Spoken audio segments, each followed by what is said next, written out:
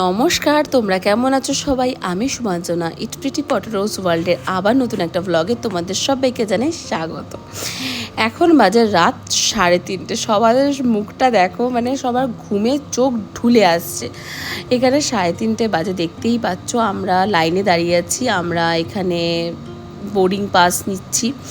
তো আমরা boarding pass পেয়ে গেছি। তারপরে এখানে এদিক ওদিক খুঁজছি যে আমরা আকাশ এয়ারে গেছিলাম। আকাশ এয়ার সত্যি খুব ভালো, মানে তোমরাও ট্রাই করতে পারো। এখন ইন্ডিগো বা স্পাইস জেট তো মানে একদম যাতা, এর থেকেও আকাশ এয়ার অনেক ভালো। আমার ফার্স্ট এক্সপিরিয়েন্স, আমি এর আগে কখনো ফ্লাইটে উঠিনি, কিন্তু ইন্ডিগোর কথা শুনেছি। ইন্ডিগো নাকি একদম ভালো না। আর স্পাইস জেট তো মানে আমি আসার সময় এসেছিলাম, মানে জঘন্য। তো যাই হোক, আমরা আসার আগে একটু ফটো তুলে নিয়েছিলাম। এই যে বোর্ডিং পাস পেয়ে গেছি। তার মাঝখানে আমাদের মানে একটু খাওয়া দাওয়া চলছিল। এখানে এই দোকানটার কথা অনেক শুনেছিলাম যে 10 টাকায় চা, 15 টাকায় সিঙ্গাড়া পাওয়া যায়। ওই রাত্রিবেলাতেই আমরা এই চা সিঙ্গাড়া খাচ্ছিলাম, এক্সপিরিয়েন্স মানে দেখছিলাম কেমন খেতে, বাট সত্যিই ভালো ছিল। আমরা এখানে সবাই মানে যাচ্ছিলাম, মানে খুব হাসাহাসি হচ্ছিলো, মানে সবাই এক্সাইটেড কি আমার লাইফের এটা ফার্স্ট বিজনেস মিটিং। আমার এই বিজনেসের যেহেতু আমরা 3 জনেই যুক্ত, তাই না, আমরা 3 জনেই যাচ্ছি। আর আমি সত্যিই খুব এক্সাইটেড। আমার লাইফের first flight, first business meeting, মানে সবটা মিলিয়ে ফার্স্ট হয়ে একদম সেই ব্যাপার। তো ওই যে সব ফ্লাইটগুলো ছোটো ছোটো দেখা যাচ্ছে, দাঁড়িয়ে আছে। আমরা এখানে আমাদের জাস্ট লাস্ট কল করছিল, আমরা তখনও ফটো তুলছিলাম। দিদি আমি সবাই মিলে ফটো তুলছিলাম। দাদা বলছিল চ না হলে ফ্লাইট আমাদেরকে না নিয়ে বেরিয়ে যাবে।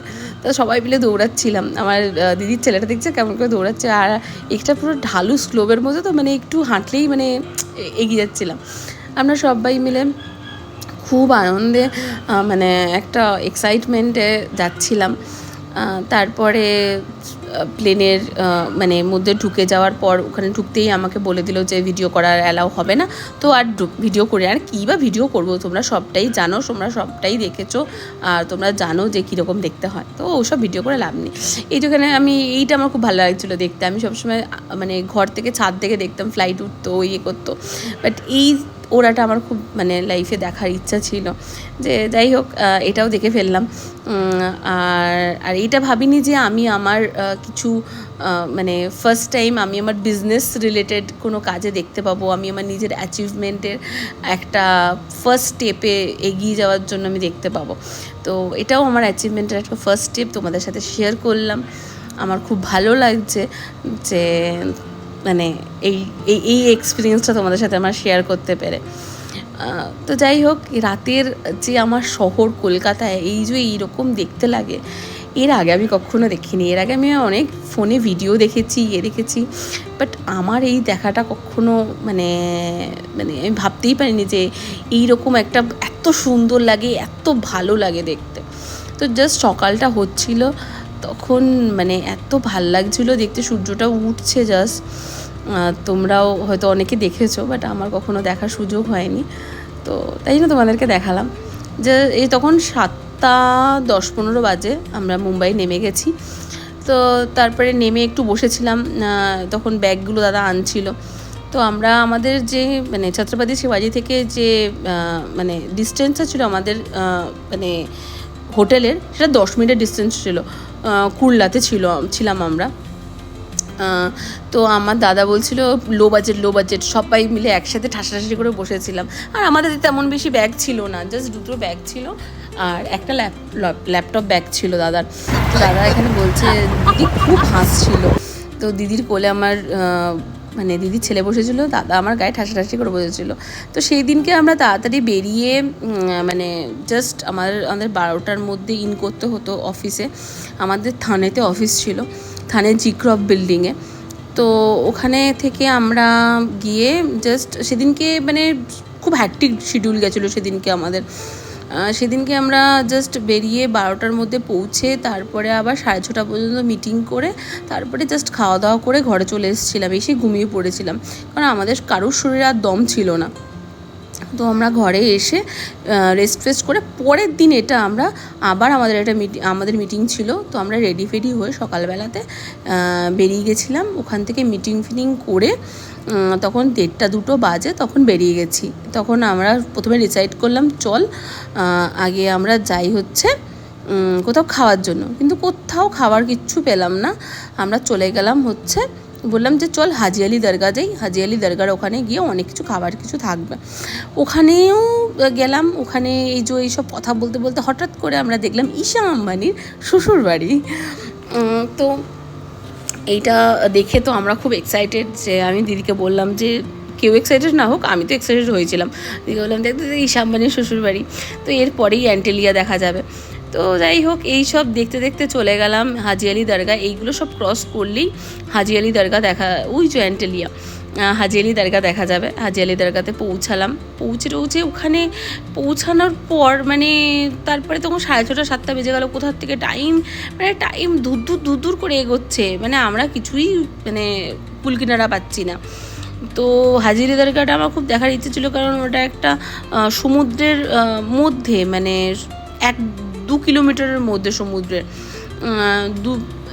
মানে অনেকটা জায়গা জুড়ে আর কি। ওখানে যখন মানে জোয়ার আসে তখন পুরো এই জায়গাগুলো জলে ভর্তি হয়ে যায়, আবার যখন ভাটা আসে কীরকম জল নেই এরকম হয়ে যায়। তো যাই হোক আমরা সবাই মিলে গেলাম, দেখলাম, দেখে বেশ করে আমরা চলে আসলাম। তখন আমাদের পেটে কিন্তু কোনো খাবার নেই, দুপুরের লাঞ্চ হয়নি। তো খাওয়ার জন্য আমরা এদিক ওদিক অনেক করলাম। তারপরে কিছু একটু কোথাও খেয়েছিলাম, খেয়ে দিয়ে আমরা চলে গেলাম মারিন ড্রাইভে। আমরা পাওয়াইতে গেছিলাম। পাওয়াইতে গিয়ে গাড়ি নিয়ে সোজা চলে গেছিলাম পাওয়াইয়ে ওখানে একটা মল আছে, মলে গিয়ে খাওয়া দাওয়া করে আবার চলে এলাম মারিন ড্রাইভে। একটু বসে আমরা একটু পিজা খেলাম, গল্প আড্ডা করলাম। তারপরের দিন এটা আবার আমরা রেডি হয়ে বেরিয়ে গেলাম সিদ্ধিবিনায়ক মন্দিরে পুজো দেওয়ার জন্য। সেদিনকেই আমাদের চলে আসার দিন পুজো দেওয়ার জন্য। আর সেদিনকে ছিল মহারাষ্ট্রের আর ওদের একটা মানে উৎসব গুডি পাড়বা বলে। ওদের সেদিনকে আবার সেটা বছরের প্রথম দিন। আমাদের যেমন পয়লা বৈশাখ বাংলা সাল অনুযায়ী বছরের প্রথম দিন, তেমন ওদেরও ওটা বছরের প্রথম দিন। এই যে আমরা সিদ্ধিবিনায়ক মন্দিরে পৌঁছে গেছি। তো ওখানে সেদিনকে পুজো টুজো দিয়ে আমরা জুতো রেখে ডালা নিয়ে ভালো করে পুজো দিয়েছি। আর বেশ এখন মানে মন্দিরটাকে খুব সুন্দর করে সাজিয়েছিল। জানি না এমনি সময় মন্দিরটা কীরকম সেজে থাকে, বাট সেই দিনকে মন্দিরটাকে আরও বেশি সাজিয়েছিল। আর অনেক লোকজনের ভিড় এসেছিলো, যেহেতু সেটা মহারাষ্ট্রীয়দের ফেস্টিভ্যাল। যেমন আমাদের এখানে দক্ষিণেশ্বরে কালী পুজোর সময়, মানে কালী পুজোর দিন গেলে অনেক ভিড় দেখতে পাওয়া যাবে, বা শনি মঙ্গলবারে অনেক ভিড় দেখতে পাওয়া যায়, ঠিক সেমনি ওরকমই। তো যাই হোক আমরা সবাই মিলে খুব তাড়াহুড়ো করছিলাম, কারণ সেদিনকে আমাদের 8টাতে ফ্লাইট, আমাদের 6:30টার মধ্যে মানে পৌঁছাতেই হবে মানে এয়ারপোর্টে। তো আমরা সবাই মিলে ভালো করে মানে তাড়াতাড়ি করে পুজো টুজো দিয়ে আমরা মানে তাড়াতাড়ি যতই করি আলটিমেটলি দেরি হয়েই যায়। তার মাঝখানে এখানে দেখলাম পুজোর লাইনে দাঁড়িয়েছিলাম, দেখলাম একটা কি গোল্ডের সব হাড়ের ডিজাইনের অ্যাড দিচ্ছে, বা ওরা হয়তো ডোনেট করবে, জানি না কি, বাট তোমাদের জন্য একটা ক্লিপ নিয়ে নিলাম। এই যে গণপতি বাপ্পা, মানে অসাধারণ একটা এক্সপিরিয়েন্স, মানে খুব ভাল লাগলো গণপতি বাপ্পাকে পুজো দিয়ে, মনটা খুব শান্তি আসলো। এই যে ওই টানেলটা দেখা যাচ্ছে, এটা ঠিক সমুদ্রের তলা দিয়ে এই টানেলটা, মানে ওই ইন্ডিয়া গেট যেতে গেলে এই টানেলটা ক্রস করতে হয়। তো আমি আলটিমেটলি আর যাই বুঝতে পারলাম, যাই হোক না কেন মারিন ড্রাইভের আশেপাশ দিয়ে সব জায়গায় যাওয়া যায়। তোমাকে যেখানেই যাও বা মানে মুম্বাইয়ের মানে টপ স্পটে যেতে গেলে তোমাকে মারিন ড্রাইভের আশেপাশ দিয়ে যেতে হবে।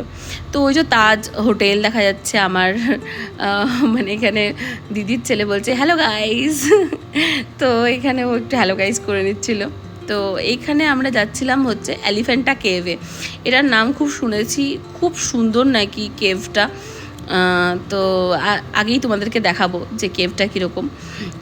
তো এখানে এই বোটে করে প্রায় সমুদ্রের মধ্যে 1 ঘন্টা যেতে হবে। তারপরে ওই কেভটাতে, এটা দ্বীপের মতো আর কি, দ্বীপের মতো গিয়ে ওখানে পৌঁছাতে হবে। তো এখান থেকে ইন্ডিয়া গেটটা দেখা যাচ্ছে, তার পাশে তাজ হোটেলটা দেখা যাচ্ছে। মানে এই যে দৃশ্যটা অসাধারণ একটা দৃশ্য, আর সমুদ্রের হাওয়া মানে কি যে মানে কিন্তু অসাধারণ গরম ছিল। মানে মুম্বাই এত গরম, মানে আমাদের কলকাতাকে হার মানায়, মানে চরম লেভেলের গরম। তার মাঝখানে এই সমুদ্রের মাঝখানে বড় বড় বড় বড় এরকম অনেকগুলো জাহাজ দেখলাম, প্রায় 7-8খানা জাহাজ দেখলাম এরকম বড় বড়, তার মধ্যে থেকে এটা একটা। তো আমরা ওই এলিফেন্টা কেভের ওই দ্বীপটাতে পৌঁছে গেছি। দ্বীপটাতে পৌঁছে এরকম আমরা দাঁড়িয়ে আছি। এখানে একটা টয় ট্রেন টাইপের আসবে, এখান থেকে ওই কেভটা বোঝো যেতে গেলে প্রায় 1.5 কিলোমিটার মধ্যে রোদের মধ্যে হাঁটতে হবে। এই রোদের মধ্যে হাঁটা পসিবল না। আমার দাদা একটা টুপি পরে নিয়েছিল, আমার ভাই মানে আমার দিদির ছেলেকে কিনে দিয়েছিল টুপিটা, বাট ও পরেনি। আমার দাদা সারা রাস্তাটা ওই টুপি পরেই কাটিয়ে এসছে। এই যে ওই কেভে যেতে গেলে এই টয় ট্রেনটা দিয়েও যেতে পারে, আবার পাশ দিয়ে এই রাস্তাটা দেখা যাচ্ছে, এখান দিয়েও হেঁটে যাওয়া যায়। তো আমরা 20 টাকা দিয়ে, বাবা 20টি টাকা নেবে, যাই হোক আমরা ভাবলাম বোধহয় একদম কেভের সামনে গিয়ে নামিয়ে দেবে, তা না, দেখলাম গিয়ে মানে কেভের থেকে 4 কিলোমিটার দূরে গিয়ে আবার নামিয়ে দিল, 20 টাকা মানে নামেই দেওয়া। তো যাই হোক, তাও একটা এটা এক্সপিরিয়েন্স যে সমুদ্রের মধ্যে থেকে রাস্তা, তার উপর থেকে টয় ট্রেনে করে যাওয়া। যাই হোক, এই পাশে অনেক ছোটোখাটো দোকান, ওখান থেকে অনেক কিছু জিনিস পাওয়া যায়, বাট বড্ড দাম জিনিসপত্রের। তো যাই হোক, আমরা এখান থেকে খাওয়ার জিনিস কিনেছিলাম, জাস্ট আমরা কোনো আলাদা জিনিস কিনিনি, আমরা খাওয়ার জিনিস। আর এখানে প্রচণ্ড লেভেলের বাঁদর, মানে অসম্ভব বাঁদর এখানে, মানে ফোন টোন এসব বার করাই যাচ্ছিল না। আমি তো বিশাল একটা নিতে পারিনি ফটো ভিডিও, কারণ আমার ফোনে অলরেডি চার্জ শেষ হয়ে এসেছিলো। তো এখানে ওরা গেছিলো উপরে, আমরা যেতে পারিনি, এত রোদ। দাদা আর আমার দিদির ছেলে গেছিলো, আমরা নিচে বসেছিলাম ওই হোটেলটাতে, খাবার দাবার যেখানে খেয়েছিলাম ওখানে লাঞ্চ করেছিলাম আমরা। তো আমরা বসেছিলাম, ওরা গেছিলো, তারপরে ওরা এসে আমরা লাঞ্চ টাঞ্চ করে দেন আবার রিটার্ন করলাম। তখন 4:30 বাজে। তো আমাদের 5টা তখন মানে 5টা বেজে গেছে, তখনও আমরা ইন্ডিয়া গেটের সামনে। তারপরে আমরা একটা উবের রেন্টাল পুরো বুক করে নিলাম, বুক করে আমরা সোজা চলে গেলাম আমাদের হোটেল কুর্লা থেকে ছত্রপতি শিবাজি। তো যাই হোক, অন টাইম সব কিছু একদম কাঁটায় আমরা পৌঁছাতে পেরেছি। আমাদের তখনও হোটেলে সব জামা কাপড় কিছুটা গোছানো ছিল, মানে 90% গোছা ছিল, কিছুটা বাইরে ছিল। যাই হোক, তো চলো আজকের ভিডিও একটুখানি, দেখা হচ্ছে খুব শিগগিরই নতুন একটা ভিডিওর সাথে। টাটা বাই, তোমরা ভালো থেকো, সুস্থ।